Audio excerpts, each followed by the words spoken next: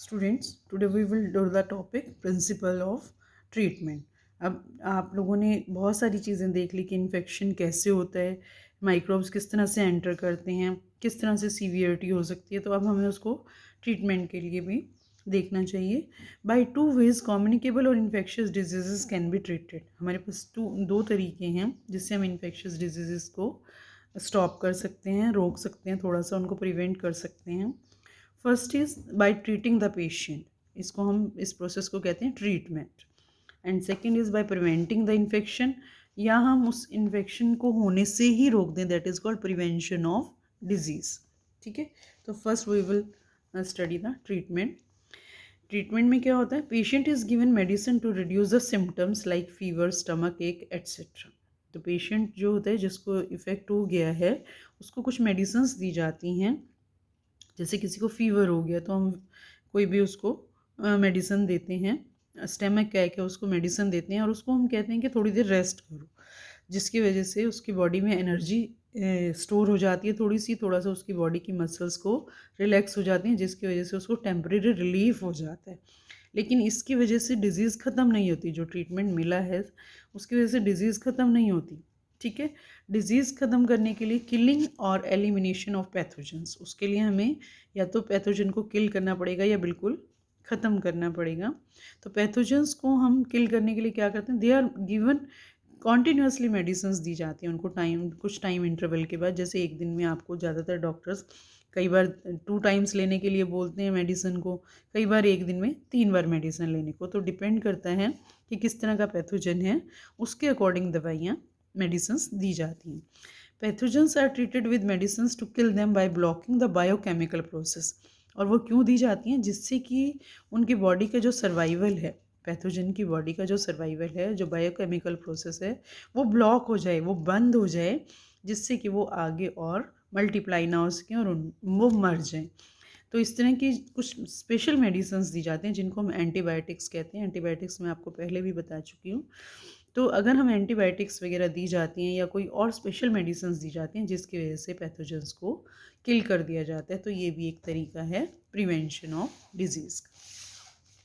What are the principles of prevention, prevention के principles के बारे में। ट्रीटमेंट ऑफ डिजीज़ है सम लिमिटेशंस। अगर हम डिजीज़ की ट्रीटमेंट कर रहे हैं तो उसकी कुछ लिमिटेशंस है। क्या लिमिटेशंस हैं उसमें, कुछ डैमेज टू बॉडी फंक्शंस।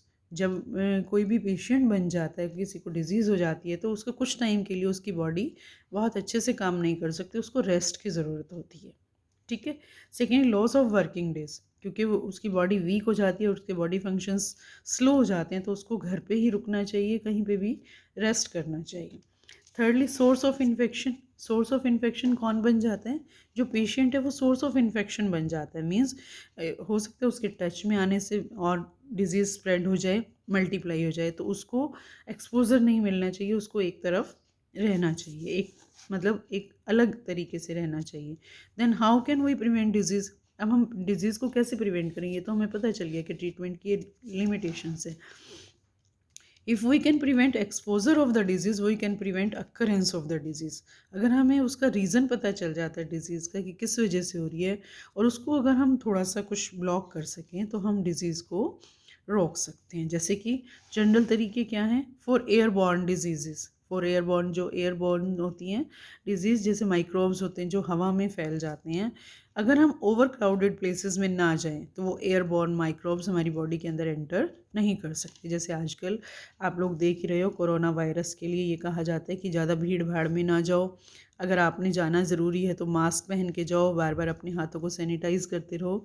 तो ये इस तरह से एयरबॉर्न माइक्रोब्स के लिए हम ये प्रिकॉशंस ले लें, और ज़्यादा सबसे अच्छी प्रिकॉशन है कि हम ओवर क्राउडेड प्लेसेस में ना जाएं।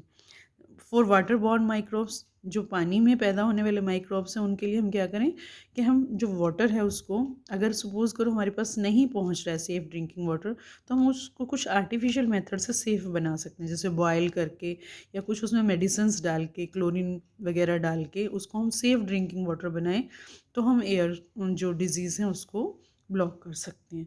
For vector borne infections, vector borne means आपको बताया था जो डिजीज़ कोजिंग लिविंग बीइंग्स होती हैं उसको जो इंसेक्ट्स होते हैं उनको हम वेक्टर बॉर्न डिजीजेस कहते हैं, जैसे हाउस फ्लाई है, मॉस्किटो है, these are called vectors.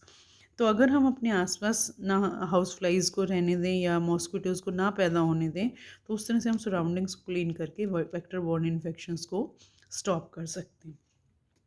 Personal and public hygiene, अगर हम लोगों को और अपने आप को साफ रखें तो हम डिजीज़ को स्टॉप कर सकते हैं। Strong immune system by proper and sufficient nourishment of food, अगर पीपल को प्रॉपर नरिशमेंट मिलता है, फूड मिलता है, तो उनका इम्यून सिस्टम स्ट्रॉन्ग हो सकते हैं, जिसकी वजह से डिजीज़ कुछ हद तक कम की जा सकती हैं। इम्प्रूव्ड इकोनॉमिक कंडीशंस, अगर सब लोगों के पास काम हो करने के लिए, सब लोगों के पास पैसे हों जिससे उनकी बेसिक नीड्स कंप्लीट हो सकें, तो उसको हम इम्प्रूव्ड इकोनॉमिक कंडीशंस के थ्रू भी डिजीज़ को कम कर सकते हैं। ठीक है, स्पेसिफिक वेज क्या हैं?